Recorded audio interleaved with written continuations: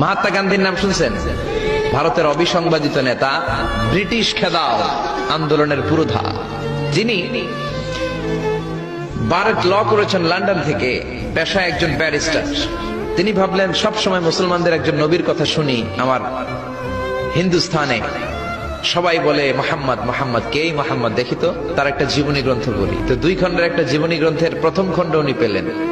উনি ভাবলেন ভূমিকাটা, বইয়ের ভূমিকাটা পড়ে রেখে দিব, পুরোটা পড়ার দরকার নেই। কিন্তু ভূমিকা পড়ার পরে পুরো জীবনী পড়ার আগ্রহ, কৌতূহল, কিউরিওসিটি তার অন্তরে ঢুকিয়ে দিল কে? পড়তে শুরু করলো। বিশ্বনবীর শৈশবকাল, কৈশোরকাল, যৌবনকাল, তার বিবাহ, তার সমাজনীতি, তার রাষ্ট্রনীতি, তার আন্তর্জাতিক নীতি, তার মাক্কি জীবন, তার মাদানী জীবন। পড়তে পড়তে প্রথম খণ্ড শেষ। এখন দ্বিতীয় খণ্ড পড়ার দরকার আছে না নাই? দ্বিতীয় খণ্ড তো তার কাছে নাই।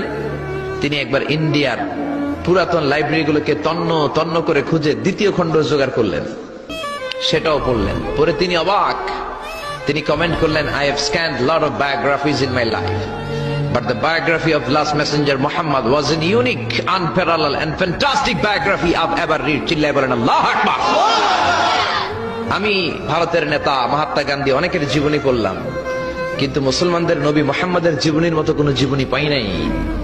এই জীবনীটা, এটা একটা ইউনিক, আনপ্যারালাল, ফ্যান্টাস্টিক জীবন।